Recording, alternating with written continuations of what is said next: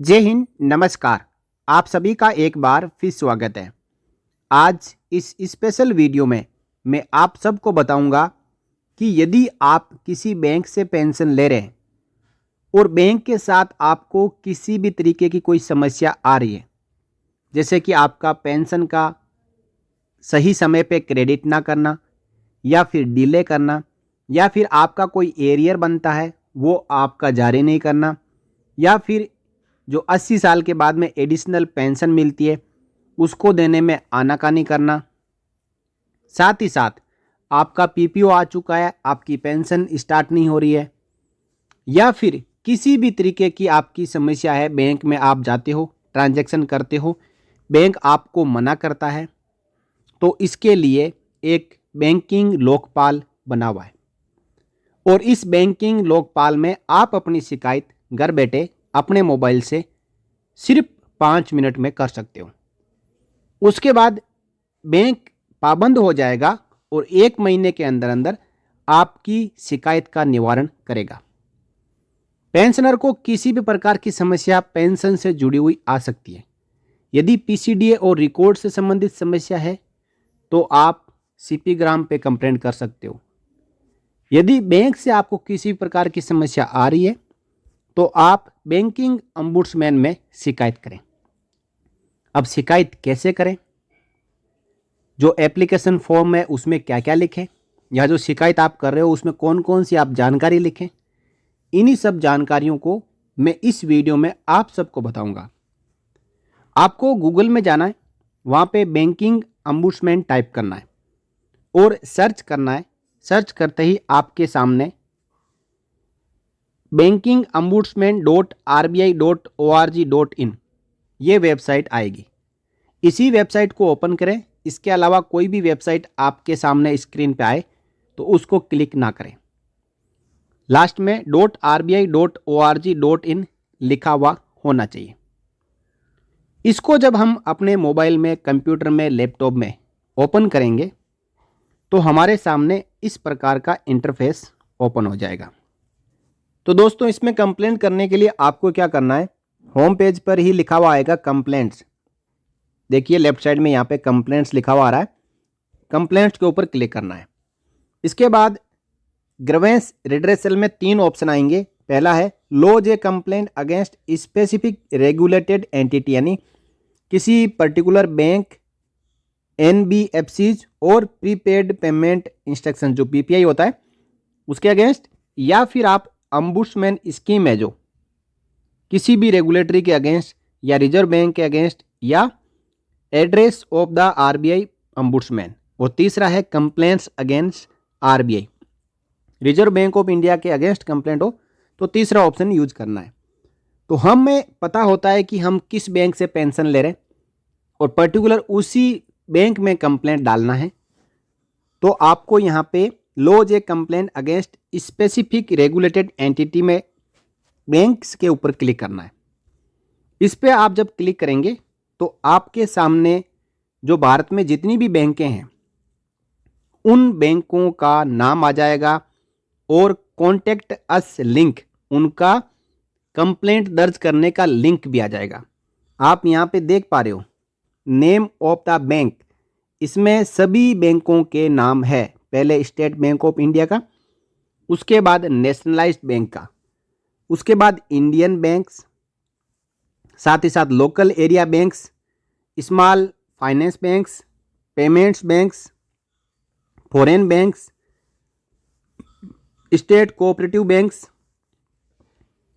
Scheduled urban cooperative banks, regional rural banks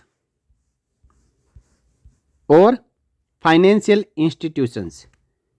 अब मान लो कि आपको कंप्लेंट किसी ऐसी बैंक में करना है जो नेशनलाइज्ड बैंक है और उसी में आपकी पेंशन आ रही है, जैसे state bank of India, bank of Baroda, bank of India, bank of Maharashtra. तो हम एग्जाम्पल के तौर पर स्टेट बैंक ऑफ इंडिया को ही ले लेते हैं। तो आपको क्या करना है, स्टेट बैंक ऑफ इंडिया जहाँ पे लिखा हुआ है उसके सामने लिखा हुआ है ग्रीवेंस रिड्रेसल, और नीचे एक लिंक दिया हुआ है ब्लू कलर में, इसी के ऊपर क्लिक करना है।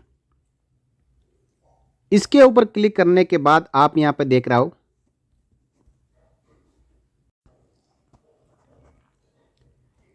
इसके ऊपर क्लिक करने के बाद आपके सामने सर्किल एड्रेस और ग्रीवेंस सेल ईमेल एड्रेस और टेलीफोन नंबर आ जाएंगे। देखिए, अहमदाबाद, अमरावती, बेंगलोर, भोपाल, भुवनेश्वर, चंडीगढ़, चेन्नई, दिल्ली, गुवाहाटी, हैदराबाद, जयपुर, कोलकाता, लखनऊ, महाराष्ट्र, मुंबई, पटना, तिरुवनंतपुरम। टोटल इतने आपके सामने जो बैंक है उनके रीजनल ऑफिस के नाम लिखे हुए हैं। अब आपको देख लेना है कि आपकी जो बैंक है किस रीजनल ऑफिस यानी सर्किल ऑफिस के अंडर आ रही है। उसी के सामने आपको जो ग्रीवेंस सेल ईमेल एड्रेस और टेलीफोन नंबर है, आप ईमेल भी कर सकते हो और इन कॉन्टैक्ट नंबर पर कॉल करके भी आप अपनी ग्रीवेंस दर्ज कर सकते हो। तो ये ग्रीवेंस आपकी जाएगी आपकी बैंक में। अब इस पे आप कंप्लेंट करते हो और बैंक आपका सही समय पे आपकी ग्रीवेंस को नहीं सुनता है, तो आप बैंकिंग अम्बुड्समैन में अपनी शिकायत डाल सकते हो, जो कि आपको सेकंड ऑप्शन देखने को मिलेगा। तो इसमें हम इसको क्लोज करते हैं और वापस बैंकिंग अम्बुड्समैन के जो सेकंड ऑप्शन है उसके ऊपर चलते हैं। यह है साथियों अम्बुड्समैन स्कीम। इसमें आपको कंप्लेंट दर्ज करने के लिए आपको click here to file a complaint against any regulated entity, bank, NBFCs और सिस्टम पार्टिसिपेंट्स, इसके ऊपर क्लिक करना है। इसके जरिए आपकी complaint reserve bank of India के बैंकिंग अम्बुड्समैन में जाएगी।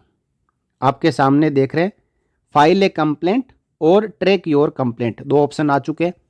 तो आपको फाइल ए कंप्लेंट के ऊपर क्लिक करना है।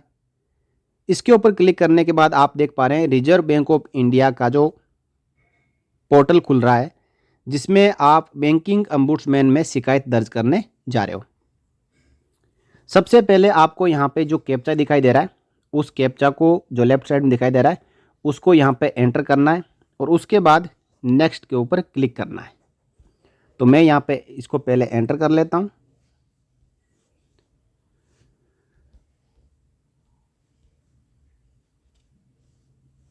कैप्चा मैंने एंटर कर दिया।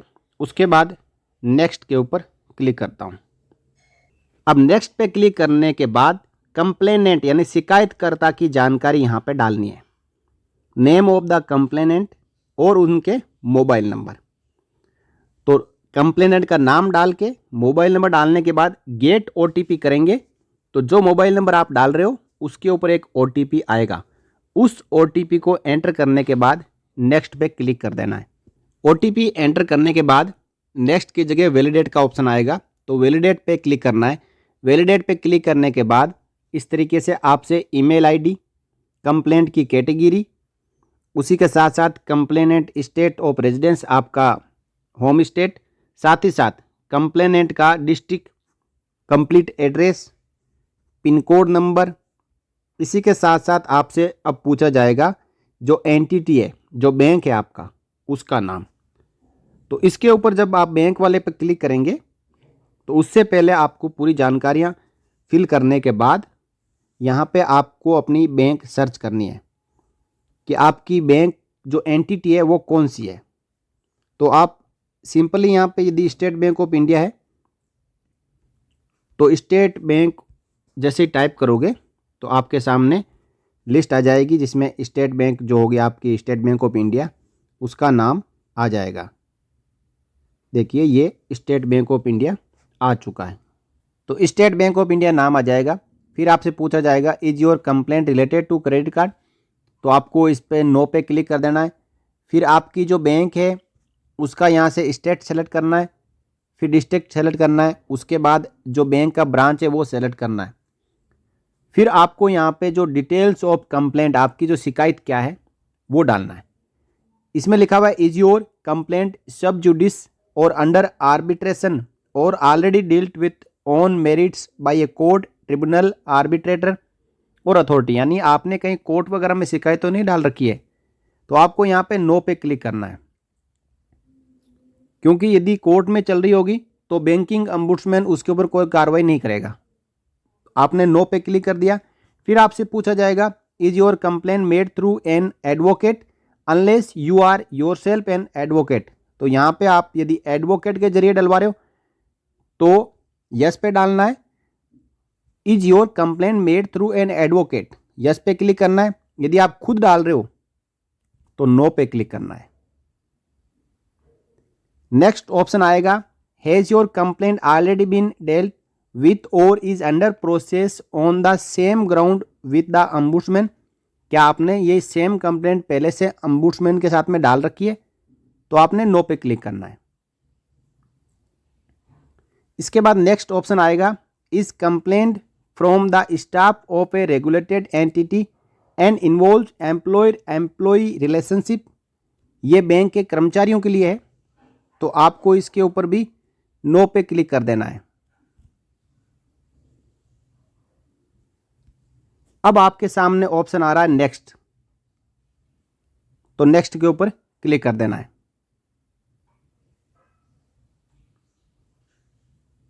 यहां पे कुछ फील्ड है जो हमने लेफ्ट कर दिए थे। ये देखिए, जैसे हमने स्टेट डिस्ट्रिक्ट डाला नहीं था, तो हम कोई भी अभी सेलेक्ट कर देते हैं ताकि अच्छी तरीके से समझने के लिए।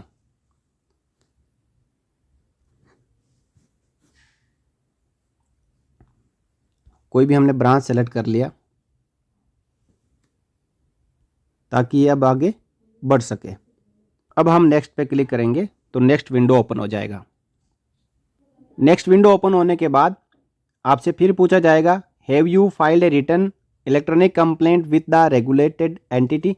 यानी आपने इस रेगुलेटेड एंटिटी के खिलाफ पहले से कोई रिटर्न और इलेक्ट्रॉनिक कंप्लेंट फाइल की हुई है।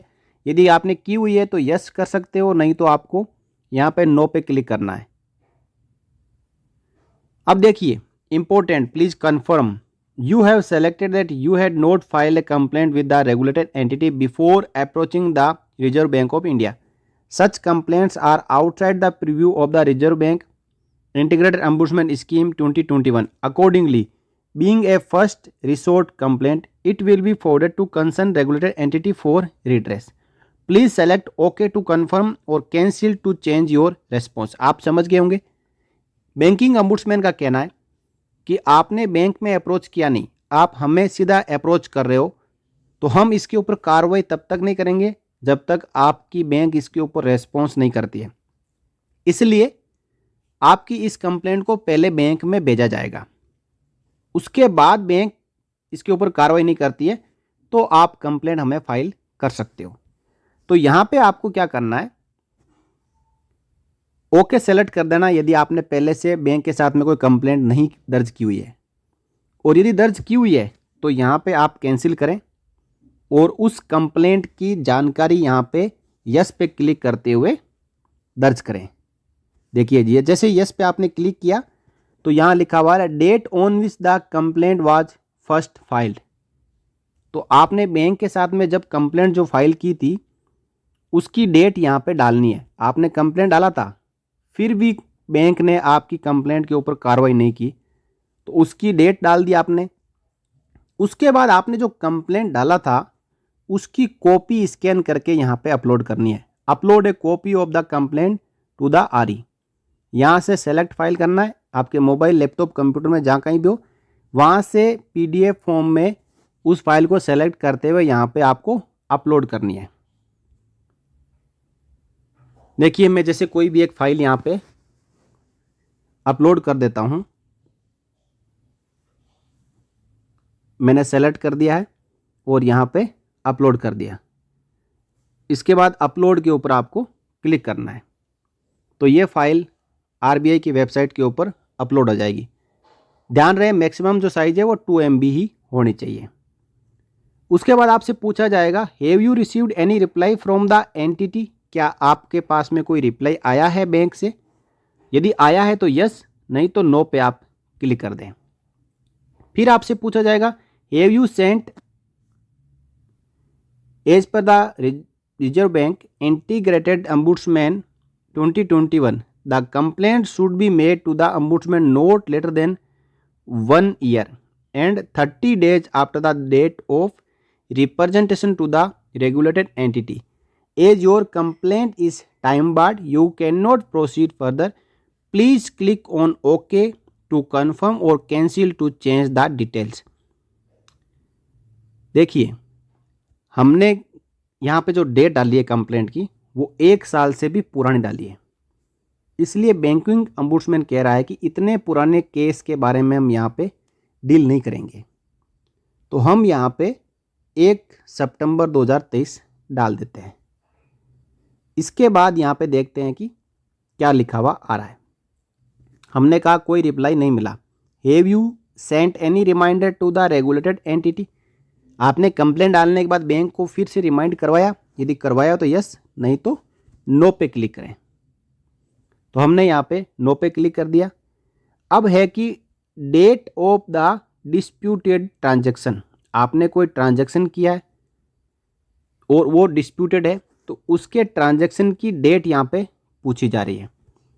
अब आप इसमें यदि आपका कोई ट्रांजैक्शन डिस्प्यूटेड नहीं है तो आप वही कंप्लेंट की डेट डाल सकते हो जो आपने कंप्लेंट डाली थी। Is your complaint against the wallet of the regulated entity? No. Is your complaint against a business correspondent? No. Next है, अब आपको यहाँ पे अपना एटीएम कार्ड और डेबिट कार्ड नंबर डालना है और लोन डिपॉजिट अकाउंट नंबर डालना है। ये आप डाल भी सकते हो, नहीं तो कोई कंपलसरी नहीं है। Complaint category and other details, तो यहाँ पे आपको कंप्लेंट कैटेगरी जो आपका इश्यू है वो आपको यहाँ पे डालना है। जैसे कि आपका पेंशन से संबंधित इश्यू है तो आपको पेंशन रिलेटेड के ऊपर क्लिक करना है। फिर आपको कंप्लेंट सब कैटेगरी, इसके ऊपर आप क्लिक करेंगे तो पेंशन से संबंधित क्या समस्या है, जैसे कि लाइफ सर्टिफिकेट रिलेटेड है या गवर्नमेंट स्पॉन्सर्ड पेंशन स्कीम है, जैसे कि 80 साल से प्लस एडिशनल पेंशन मिलती है, उसके बारे में कोई है, पेंशन के पेमेंट में कोई है, या फिर आपकी कोई रिकवरी की जा रही है, टैक्स से रिलेटेड है। तो जो भी आपका मामला हो वो यहाँ पे आप क्लिक कर दें।